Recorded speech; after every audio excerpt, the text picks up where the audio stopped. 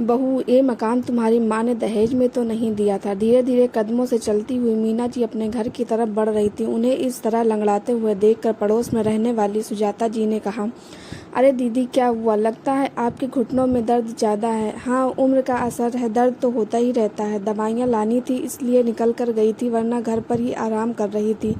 तो आप अकेले क्यों गई थी दवाई लेने? राजू को ले जाती। सुजाता जी की बात सुनकर मीना जी चुप हो गई। आखिर कहती भी क्या कि बेटा उनके साथ नहीं जाता, पर सुजाता जी को तो उनके घर की सारी बातें पता थीं, इसलिए उन्होंने आगे कुछ नहीं कहा और चुप हो गई। आखिर बोल बोल कर क्या किसी के दर्द को कुदेरना। मीना जी वैसे ही लंगड़ाते हुए अपने घर की तरफ बढ़ गई। जैसे ही घर में घुसी, देखा कि उनके कमरे का सामान ऊपर वाले कमरे में शिफ्ट हो रहा था। एक पल के लिए वो तो सोच में पड़ गई, पर फिर बोली, अरे मेरा सामान ऊपर कहाँ शिफ्ट कर रहे हो? मेरा कमरा तो नीचे है ना। है नहीं था मम्मी जी, हमें उस कमरे की बहुत ज़रूरत थी, इस कारण से आपका कमरा ऊपर शिफ्ट कर रहे हैं। पर मेरे घुटनों में दर्द रहता है, यूँ सीढ़ियाँ ऊपर नीचे चढ़ना नहीं कर सकती बार बार। बाहर घूमने जाने में आपके घुटने में दर्द नहीं होता, ऊपर नीचे होने में दर्द होता है।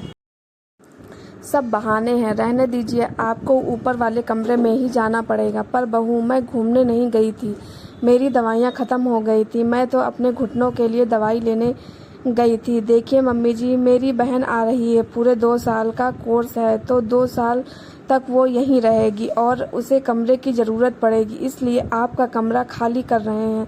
अरे तो उसे ऊपर वाला कमरा दे दो, वो तो जवान है, आराम से ऊपर रह सकती है, मना थोड़ी ना कर रही हूँ।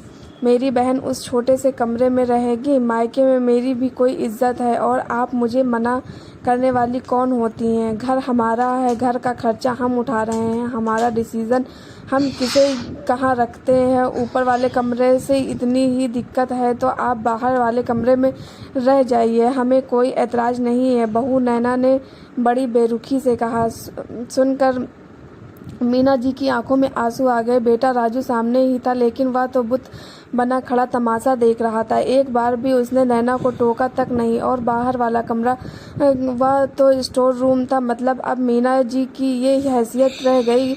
बहू कबाड़ की तरह मीना जी को स्टोर रूम में रहने के लिए कह रही थी, और नालायक बेटा सामने खड़ा था, लेकिन वह कुछ कह नहीं रहा था। जब से मीना जी के पति गए हैं, तब से बेटा बहू घर के सर्वा कर बन गए हैं।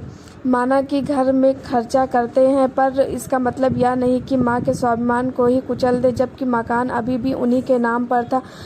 अपनी बहू की जवान से ज़्यादा मीना जी को उनके बेटे की चुप्पी चुभ रही थी। आखिर बर्दाश्त के बाहर हो गया तो वह बोल पड़ी, बहू जब तुमने मेरा कमरा लिया था ये कहकर कि मम्मी जी हमें बड़े कमरे की ज़रूरत है, तब मैंने कुछ नहीं कहा, यह सोचकर चुप रह गई थी कि बेटे बहू को क्या तकलीफ़ देना, दोनों मेरे अपने ही तो हैं। लेकिन आज तुम मुझे स्टोर रूम में रहने को कह रही हो। शुक्र मनाइए कि स्टोर रूम में रहने को कह रही हूँ, वृद्धा आश्रम में नहीं भेज रही हूँ। एक तो हमारा ही खाती हो, ऊपर से हमें ही सुना रही हो। बस करो बहू, बहुत बोल लिया तुमने। यह घर आज भी मेरा है, तुम यह मकान अपने दहेज में नहीं लाई थी। और हाँ, चुपचाप अपना कमरा भी खाली करो, मैं अपने कमरे में वापस शिफ्ट हो रही हूँ। अच्छा, घर का खर्चा हम कर रहे हैं तो आपकी 2 बातें क्यों सुने? आज के बाद करने की ज़रूरत नहीं है। अगर इस घर में रहना है तो किराया दो, अन्यथा घर खाली करके चले जाओ। मैं किराएदार रख लूँगी, मेरे घर का खर्च मैं खुद निकाल लूँगी। मम्मी, तुम अपने बेटे को इस घर से निकलने के लिए कह रही हो? वाह बेटा, इतनी देर से तेरी बीबी जब मेरी बेइज्जती किए जा रही थी, मुझे वृद्धाश्रम छोड़ जाने की बात कर रही थी, तब तुझे सुनाई नहीं दे रहा था। और मैंने तुम लोगों से किराया देने को क्या कह दिया, तुम्हें सुनाई देने लगा? मुझे कुछ नहीं सुनना। अब तक यही सोचती रही कि काश एक दिन तुम लोग मुझे समझोगे, पर वो दिन कभी नहीं आया। शायद मुझे अकेले रहने से डर लगता था, पर अब नहीं। अब यूँ बेइज्जत होकर साथ रहने से अच्छा है स्वाभिमान के साथ अकेले ही रहूं। अब जो भी निर्णय लेना है फटाफट लो और कमरा खाली करो बस। ये सब सुनकर बेटा बहू की हालत खराब हो गई। इतनी जल्दी कहाँ जाएंगे? दोनों फटाफट माँ के पैरों में पड़ गए।